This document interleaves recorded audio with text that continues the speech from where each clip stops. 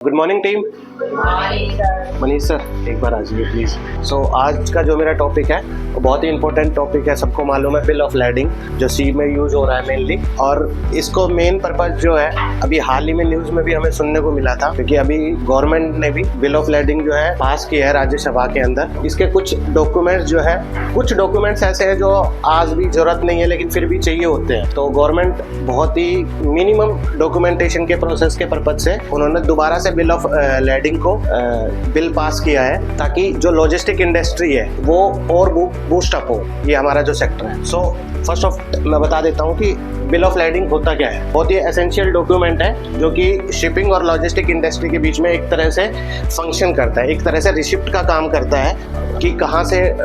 Transportation चल रहा है, मतलब हमारी शिपमेंट कहाँ से आ रही है, और लास्ट में जो हमारा जो पोर्ट रहेगा वहाँ पे जब क्लियरेंस होती है तो बिल ऑफ लैंडिंग की जरूरत पड़ती है। अगर मैं बात करूँ इसके पर्पज़ की, तो ये एक डॉक्यूमेंट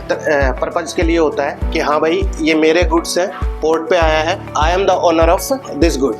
ये बिल ऑफ लैंडिंग ही स्पेसिफाई करता है। इसका क्या इंपॉर्टेंस है मेनली जो होता है वो कस्टम क्लियरेंस के पर्पज के लिए, और ये बायर्स को रिक्वायरमेंट होती है इसकी कि अपने गुड्स की पोजीशन लेने के लिए, कि मैं जब सी पे आया कि कोई और पोजीशन ना दिखाए उसकी कि हाँ भाई आई am the owner of this good, कि मैंने ऑर्डर किया था, मेरा आया है, मैं ओनर हूँ इसका, बिल ऑफ लैंडिंग मेरी क्लियर होगी ताकि कोई और पोजीशन ना कर सके। मेन चीज जो होती है कितने टाइप्स के बिल ऑफ लैंडिंग है। अभी गवर्नमेंट जो है इन तीन पे काम कर रही है, straight bill of landing, negotiable bill of landing, sea way bill. तो अभी जो राज्यसभा में बिल पास हुआ है, गवर्नमेंट मिनिमम डॉक्यूमेंटेशन को देखते हुए इन तीनों को मर्ज करने की कोशिश कर रही है ताकि मिनिमम डॉक्यूमेंटेशन हो और जो डॉक्यूमेंटेशन का प्रोसेस है वो बहुत ईजी रहे हर कस्टमर के लिए, चाहे वो बायर हो, चाहे वो शिपर हो, या वो एक ट्रेडर हो। इन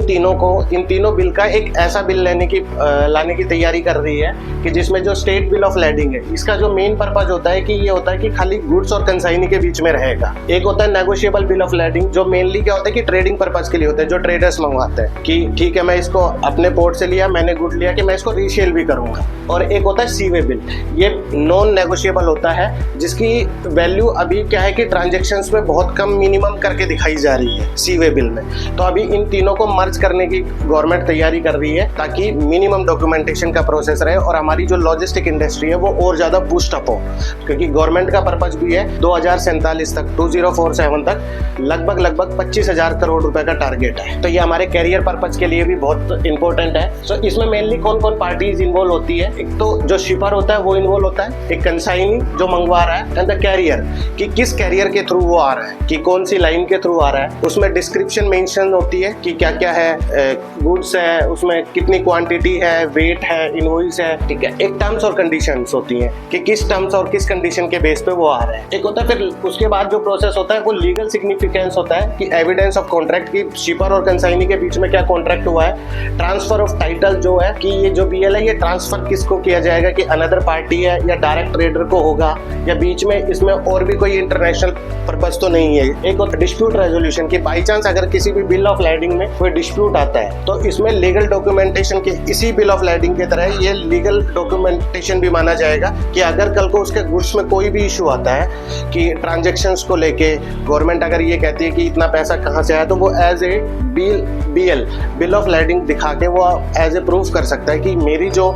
ट्रांजैक्शंस है, चाहे वो प्रॉफिट हो, लॉस हो, या क्रेडिट हो, डेबिट हो, तो वो दिखा सकता है कि मैंने एक्सपोर्ट इंपोर्ट किया है। सो मेनली जो इसका कंक्लूजन है वो हमारे ट्रेड पे भी है, इम्पैक्ट ऑफ ट्रेड, कि अगर जितना ज़्यादा डॉक्यूमेंटेशन प्रोसेस होता है ट्रेड उतना कम होता है, कि बायर और शिपर भी फिर एट ए टाइम पे ऐसा लगता है कि बहुत ज़्यादा डॉक्यूमेंटेशन प्रोसेस है यार, छोड़ो, ठीक है, ये बहुत ज़्यादा टाइम कंज्यूमिंग हो जाता है। तो इसलिए गवर्नमेंट मिनिमम डॉक्यूमेंटेशन के साथ कि ज़्यादा से ज़्यादा ट्रेड हो हमारे, और फ्यूचर कंसिडरेशन भी माना जा रहा है इसका कि इसको डिजिटल भी करने की कोशिश की जा रही है पूरी तरीके से, कि एक ही बीएल हो और उसमें मिनिमम डॉक्यूमेंटेशन के साथ ये क्लियर हो जाए। Thank you.